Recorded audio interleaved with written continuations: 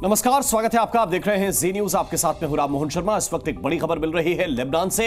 Lebanon में Israel defence force ने ताबड़तोड़ हमला बोला है। यह हमला इतना बड़ा माना जा रहा है और दावा किया जा रहा है कि आईडीएफ की स्ट्राइक कहीं और नहीं बल्कि जहां हिजबुल्लाह का हेडक्वार्टर था उसी बिल्डिंग पर यह स्ट्राइक की गई है। इस हमले में हिजबुल्लाह के ठिकाने में भयानक तबाही मची है और अपडेट यह भी है कि हसन नसरल्लाह आईडीएफ के हमले में घायल हुआ है। तो नसरुल्लाह को ही टारगेट करके ये कार्रवाई की गई है। जानकारी है कि हसन नसरुल्लाह शायद घायल हुआ है। अंदर से जो छनकर जानकारी आ रही है उसके मुताबिक नसरुल्लाह इस हमले में जख्मी हुआ है। कुछ लोगों के मारे जाने की भी खबर है। आईडीएफ ने एक जबरदस्त हमला किया है और जानकारी के मुताबिक इस हमले में F-35 लड़ाकू विमानों का इस्तेमाल किया गया है। F-35 फाइटर जेट्स का इस्तेमाल किया गया है। इस जबरदस्त हमले में एक साथ 8000 रॉकेट दागे गए हैं और देखिए कुछ नई तस्वीरें जो सामने आई हैं। जिस जगह पर ये हमला हुआ वहां पर तबाही के बाद का मंजर जरा देखिए, कुछ बचा नहीं। जिस बिल्डिंग को निशाना बनाया गया, जानकारी है कि 14 मंजिल की यह बिल्डिंग और 14 मंजिल की बिल्डिंग के नीचे जाकर वो हेडक्वार्टर था जहां से ऑपरेट किया जा रहा था हिजबुल्लाह। ये देखिए, आप तस्वीरें पहले आपको दिखा रहे हैं। ये है रॉकेट अटैक और 8000 रॉकेट दागे गए हैं। जानकारी है यानी कि सांस लेने की भी फुर्सत नहीं। भागना तो बहुत दूर की बात है, पलक झपकाने की फुर्सत या समय नहीं मिला। जो लोग यहां पर मौजूद थे एक के बाद एक ताबड़तोड़ वार हुए। जरा सुनिए इन धमाकों को।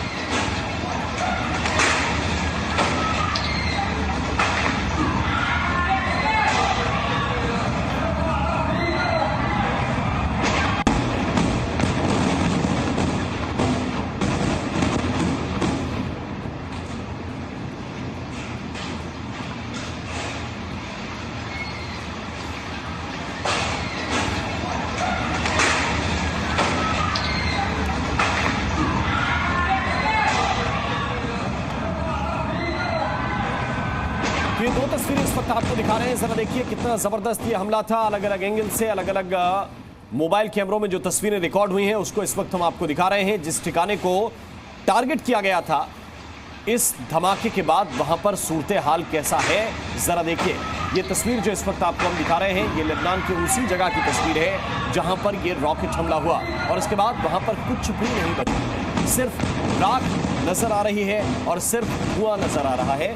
ज्यादा जानकारी के साथ जी मीडिया संवाददाता अशोक राज हमारे साथ जुड़ गए हैं। अशोक, जरा विस्तार से बताइए किस तरह का ये अटैक था और क्या नसरुल्लाह को लेकर कोई अपडेट इस वक्त मिल पाया है? देखिए, ना ही आईडीएफ की तरफ से और ना ही इजरायली फोर्स की तरफ से ये कंफर्म किया गया है कि नसरुल्लाह जहां पे अटैक हुआ वहां पे शामिल था। लेकिन दुनिया भर के अलग अलग जो आउटलेट्स हैं, मीडिया आउटलेट्स हैं, वहां से खबर आ रही है कि नसरुल्लाह जहां पे अटैक हुआ है शायद वहां पे नहीं है, वो सेफ है।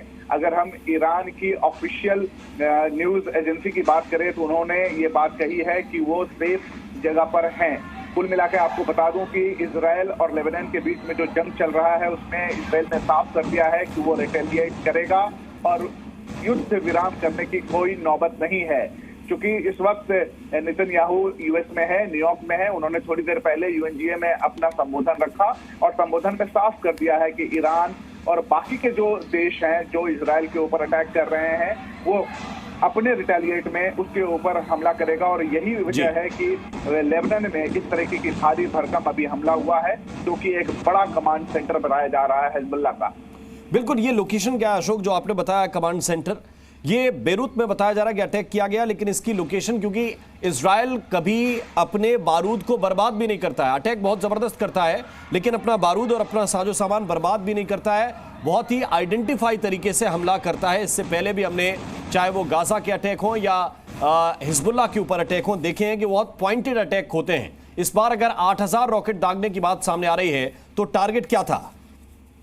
देखिए, मैं आपको बता दूं कि इजराइल कभी भी अपने दुश्मन को छोड़ता नहीं है, चाहे इसके लिए उसको कितनी बड़ी जंग करनी पड़े। और यही वजह है कि आईडीएफ यानी कि जो इजराइल का ऑफिशियल आर्मी डिफेंस फोर्स है, उसके पास इस बात की जानकारी थी कि नसरल्ला इस वक्त बेरूत के कमांड सेंटर में है। और यही वजह है कि ताबड़तोड़ रॉकेट वहां पे दागे गए।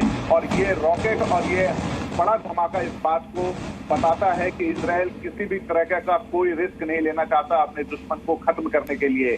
और ये कमांड सेंटर बेरूत से ऑपरेट हो रहा था, इसकी पूरी जानकारी इजराइल के पास थी। और इजराइल सबसे मास्टर माना जाता है अपने सर्विलांस में, ड्रोन के सर्विलांस में और अपने मोसाद इंटेलिजेंस के खुफिया रिपोर्ट के मामले में। और यही वजह है कि उसके सामने जो कमांड सेंटर था हिजबुल्लाह का, उस पर ताबड़तोड़ हमला ये बताने की कोशिश थी कि इजराइल अपने दुश्मन को नष्ट कर दे, कर दे। और नसरल्ला जो कि हिजबुल्लाह का एक आतंकी है, तो यूएस के साथ साथ कई ऐसे देश हैं जो कि हिजबुल्लाह को एक आतंकवादी मानते हैं, उसको खत्म करने की एक सबसे बड़ी कोशिश थी। क्योंकि इजराइल ने इस वक्त बेरूत के सामने कमांड सेंटर पर रॉकेट दाग कर ये बता दिया कि वो अपने दुश्मन को जिंदा नहीं छोड़ेगा।